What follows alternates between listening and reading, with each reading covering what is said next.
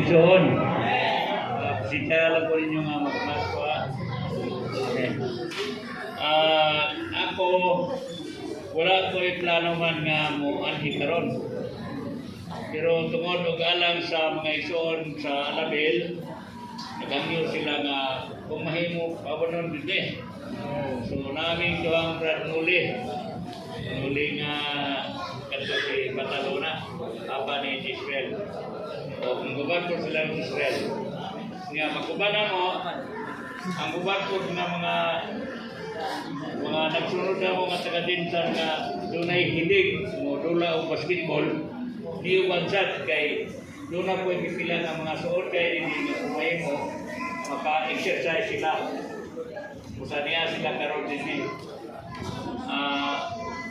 patindugod siguro na to si ganang taga-dinsan nga mga nagmuyog na mo mayo taga-dinsan dala patanon katungkod ba dili kayo patanon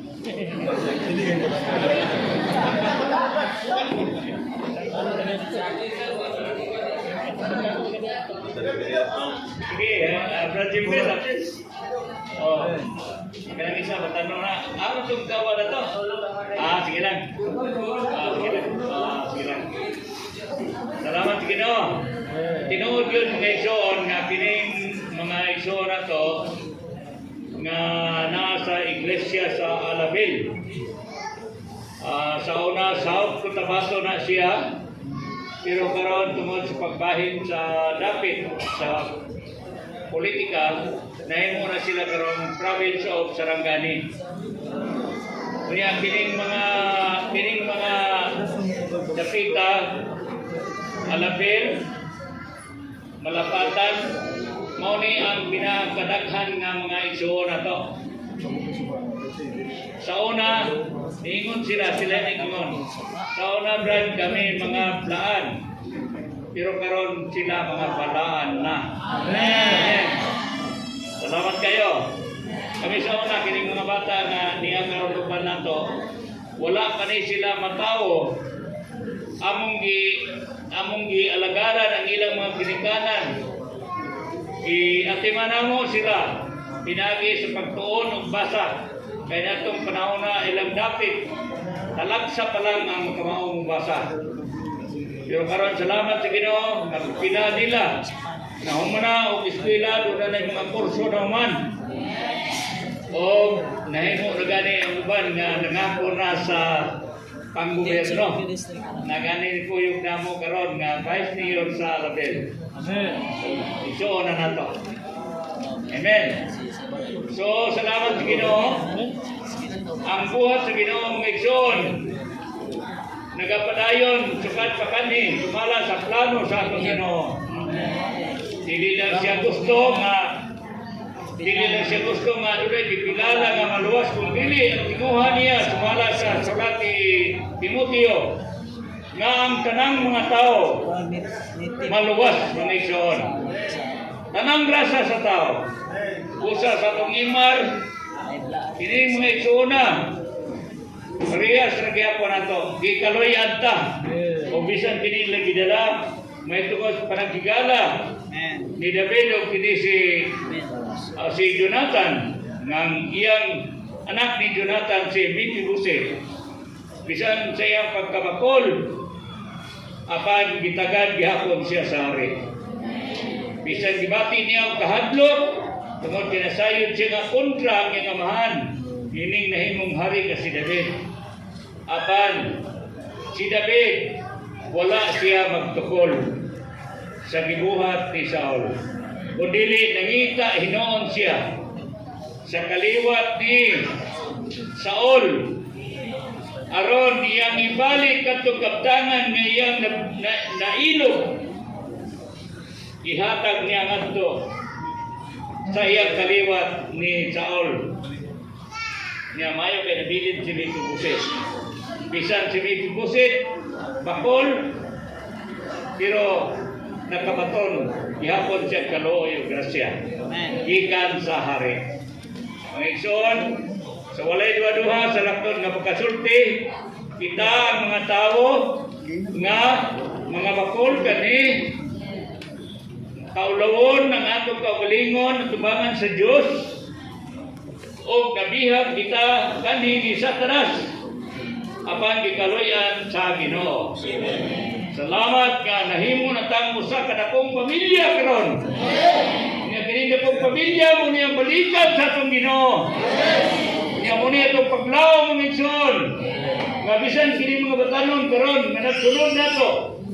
Mag-ampo ta nga mahimo ta silang tinuod nga instrumento. Pagkita silang pananawon nga tinaw kayo.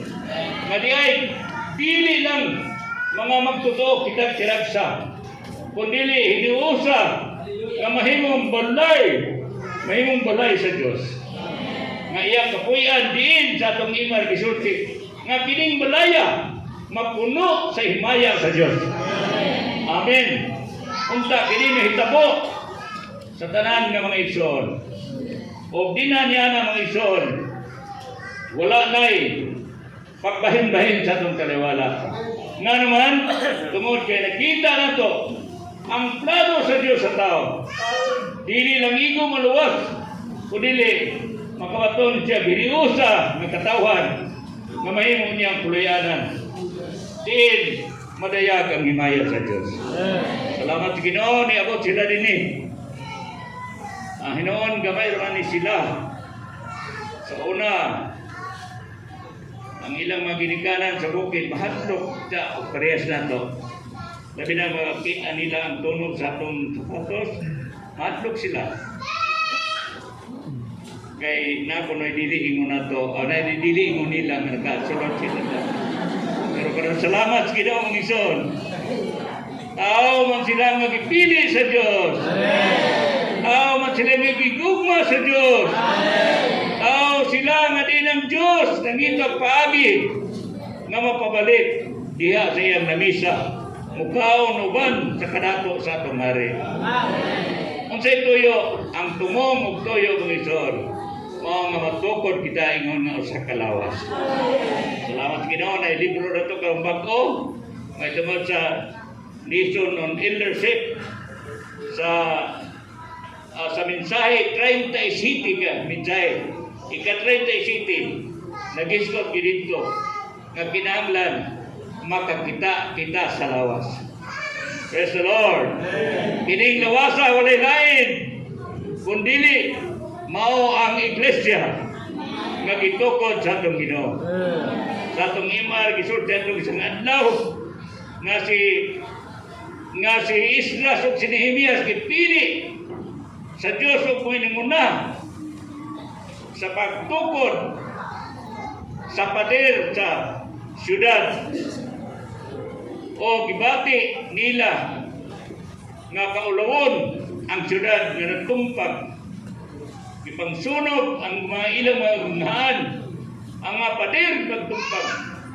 Pasalamat nga ang Diyos na gamit og tao. Gigamit niya kini sila si Nehemias, sila si Esdras, aron mangulo sila pagtukod dining pader. Amen. Kung sa tuyos pader, mao nga pagproteksyon sa kabtangan sa Diyos o sa pagahin sa mga tao sa kalibutan. O dili mailog ang mga kabtangan sa Diyos. Mga igsoon, pinaagi sa atong mga pag-ampo, sa atong pagkausa, nauntay manguna sa atong taliwala nga mampingan ta diha sa pagkausa. Kaya kining pagpili nato sa Ginoo, dili kita nagpili. Ang Diyos may nagpili nato. Juan 15:16. Ingon ang atong Ginoo, dili ako ang nagpili ninyo. Dili kamo ang nagpili nako. Kundi ako ang nagpili ninyo. Praise the Lord. May son, wala kita bisan gabay nga nipili o Ginoo. Pero ang Ginoo may nagbuot nga mapili kita para sa asa aron mahimong iyang kuluyanan. Hiniusa nga kuluyanan. Diin na ang himaya sa Diyos. Dahil ko ng Ginoo karon kining gihimo sa mga batanon may tungod sa churching. Ako gibati na nalipay pagayo. Bisan doon na ako'y igo nga edad. Atong January 2 mga igsoon. 74 na ang akong edad. Salamat sa Ginoo. Amen. Pero sa Salmo 90, Rajesh, Salmo 90 ba? Ang edad ko na ito, karong mga tao, si Tinta, o maligon-ligon magaling ko, Tinta lang. Sa tuka, doon na rin ang katuig, no? Pero kung accident pas Ginoo, kung gamiton pas Ginoo, amen, kitang tanan mga igsoon, parehas ta. Ingon ang Ginoo, Salmo 91, 13 korona, pagka tagbaon ko siya sa daghang mga adlaw, sa daghang mga tuig siya yung kinabuhi. Kung dunay kondisyon, kung musunod ka sa akong sugod. Amen. Salamat sa Ginoo. Kung sa may puslada nato dinining kalibutan na atong paningabuhi, atong panarbaho, atong pag-eskwela, atong pagnegosyo, atong pagpangita ug salapi para sa asaman, para sa iglesia ng Igsoon. Amen. Ngunit ang atong makita karon, nasigo na itong mga Igsoon, panarbaho kung sa kayo mo, wiskwila sila sa tagas ng mga kurso maman. Amen. Maka-earn, maka-ginansya o daghang salapis kalibutan para sa alam sa pagtukod sa balay sa Diyos. Amen. So dahil ko ng Ginoo, alam sa mga tanon na nag-eskwila, eskwila mong tinod. Amen. Dahil kong Ginoo, dili para sa mga kami, biktima mi. Sa mga pagtudlo, sa mga magulang sa unahin noon, dili na po sila masulod. Kaya mura mong po ilang kita. Ang ilang pagtudlo sa una na mo, Brad, ayaw na mag-eskwila, Brad. Oh, kay hapit na magbalik ng atong Ginoo. Ayaw na magpananong lubi. Kaya dugay, kaya ta magharvest na. Hapit ng balik Ginoo. Ayaw na magpagbalay. Himo lang mo payag. Pilar ko yung tagulat si Ginoo. Si Abraham bitaw, nagtabil-tabil na ba ko ito? Nagbalong-balong naman to. Pero lupik ng Abraham. Isa nagbalong-balong siya, pero daghang bulawan. Kita kayo nagbalong-balong, may bulawan. Lisod kayo. Una nga sa una, sa mga co-workers, pag pilusip na galing co-workers, niya dunay dapit, nga kinahanglan nga tabangan, nga kinahanglan og luti. Ako'y kantidad og 100,000, 200,000 lisod makapalugwa ang mga balaan. Adungdog ko rin alabil, adjacent na